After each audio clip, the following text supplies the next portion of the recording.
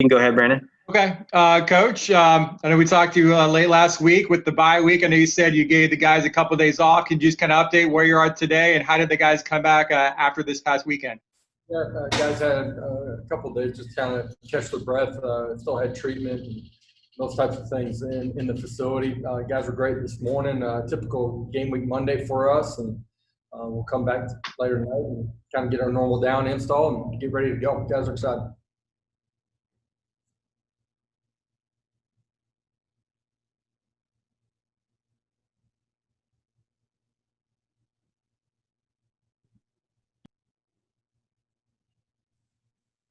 Afternoon, Coach. So obviously you got Memphis coming up next on the schedule. That's a pretty big matchup every year for UCF. How much more weight or spice does that add to the weekend's festivities? Yeah, for us, we talked about it today. You look back at the history of this series here recently, two really good programs. There's a lot of guys on the field, both sides of the football, that have been involved in the game here, over the last couple of years. You look at the games, they've come down to the very end.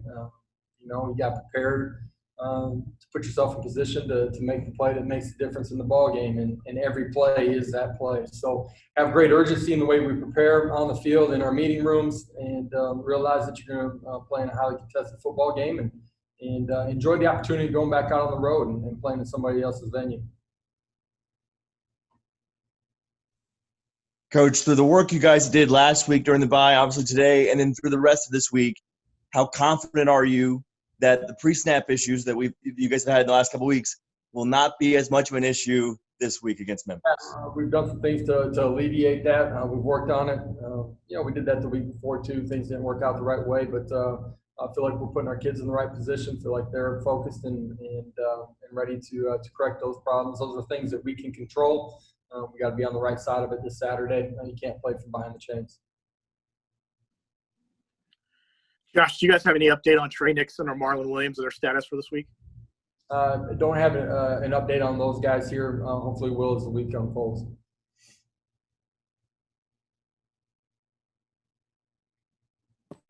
Josh, this is your fourth game this season. This will be the third one on ABC in a weird recruiting cycle with really no visits or things like that. Normally there would be camps, etc. How helpful is it to play on national TV for a third time? Yeah, I think it's great for us just, and all the recruits that you talk through during the course of the early part of the season, obviously a bunch last week with it being a bye week. The opportunity for them to see your brand on national TV is critical. I think they get a real good taste and sense of what you're doing inside of your program. So it's huge in helping support your recruiting efforts. Coach, in that Tulsa game, there were a few guys obviously banged up. Top three running backs, Richie Grant left the game. I know you don't like to talk about injuries, but those were some key guys. Are they expected back this week, especially those running backs and Richie? Yeah, one of those unique games where, guys got nicked up during the course of play, a lot of it early in the football game. I do expect all those guys to be back with us as we get ready to head to Memphis. Yeah, Josh, obviously different coaching staff compared to the last time you played Memphis. What have you seen in terms of maybe what's similar with Silverfield or maybe what's different? Similar in what they're doing offensively. Got a veteran quarterback that's experienced in the system. Offense coordinator was there a year ago as well, coached the quarterbacks. So really similar in what they're doing on that side of the football. Defensively, structurally, maybe a little bit different. Personnel's a lot that is the same. They're big, thick, strong up front. The front seven make it tough to run the football. Again, that's a challenge for us as an offensive unit. Got to eliminate the penalties. Got to be efficient in the run game, play ahead of the chains.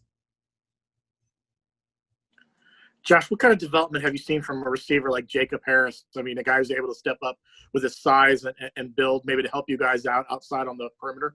Yeah, I think, I talked to him last week, actually.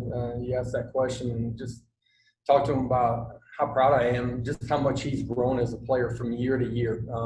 Young, inexperienced, our first year here, grew into a dominant special teams player. Last year, starts at the wide receiver position, playing more opportunities playing. And I thought he grew throughout the course of the year, but he's really taking his game to another level. Comfortable playing outside, playing inside. knows our schemes, is in the right place at the right time. He's spent a ton of time working on his hands. You can see that just in his consistency catching the football here in the early part of the season. So expect him to continue to grow as this season unfolds too, but really pleased with what he's done.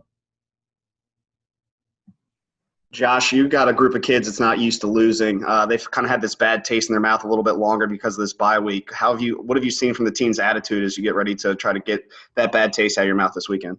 Yeah, coaches want to get that bad taste out of their mouth too. I like that our kids aren't accustomed to losing. We have high expectations. There's high expectations around our program from the outside too, none higher than inside of our building. That's why our kids work and staff does the way that they do. Disappointed with the outcome. At the same time, as a competitor, you got to move on to the next one. You're only as good as your next one. That's whether you win or lose the previous game. It's something that we talk about. Our kids have turned the page, learned from the mistakes that you made. Don't make the same mistake twice, but I think our kids are excited about this opportunity. It's a really good football team on the road. You just look at the history of this game. It's important to our players, our coaches, and our program. And Coach, kind of piggybacking off of that, but specifically with Dylan Gabriel after a loss, you've talked so much about him, how he's always in the building. He loves to study. He loves to know more. He wants to be better. How do you see him react or sort of act after a loss as opposed to maybe another win? Is there any changes at all? What do you see from him? Yeah, it hurts him, right? He's a competitor. He wants to win. He wants to be perfect, right? Understand that you're playing a position that you never will achieve that.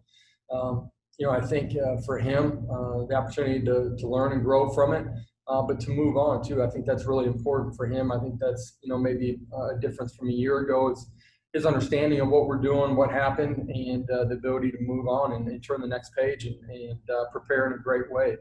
And I've seen that from him last week, but that's who and what he is. UCF has won 13 games in a row against Memphis. The past few years, Memphis has lost some heartbreaking games, like in the conference championship. A lot of their players have talked about that in recent days, that how they're fired up to beat UCF and stuff. Obviously, you just focused on the opponent. Is that something you bring up, that this is a team that's really going to be gunning? You hear it every week, but this is a team that's really going to be gunning for UCF on Saturday? Yeah, I think you realize that you're going to get everybody's best every Saturday. That's the way you need to prepare as a competitor. This morning, I talked about, the 4 previous matchups, how the games unfolded. You got to be willing to play from ahead, play from behind, just play each play independently. And if it's going really good in a competitive environment like this, keep your foot on the pedal. It's not going good, settle down, all 11, operate collectively together as one unit, settle down and do your job. These games have been wide open. You got to be willing to just go in there and compete with everything you got and play for 60 minutes. Expect that it's going to be a 60-minute football game. Josh, going back to the false start penalties, I know communication is something you guys have worked on, but is tempo something that has maybe played a factor? It looked like there were some of those where maybe guys just weren't set yet. There's instances where wide receivers got to get their cleats in the ground. Sometimes we're moving bodies, and quarterbacks got to recognize that the body's still in transition before he calls for the ball. Some of the things up front we can correct as well. All of it is self-inflicted wounds and things that we can control and do a better job of. And do anticipate with some of the things that we're doing that our kids are in a great position, and we'll play efficiently and eliminate those things. Josh, Richie Grant talked about the desire to come back this season, even though there was a lot of uncertainty. What has he brought to this team this year, and what kind of growth have you seen from him over the last couple of years? Most mature and complete version of Richie Grant as far as how he prepares. He's got great urgency on the practice field, in the meeting room. You see it on the defense side of the ball. You see it in special teams as well. He's doing a better job of being a leader and forcing and demanding guys around him, preparing that way as well. It was important for him to come back. He left the ball game the other night. The first thing he said is, I don't want to let down my guys that I'm playing with. There's a sense of urgency and importance to the guys around him in this football team that he plays in a great way.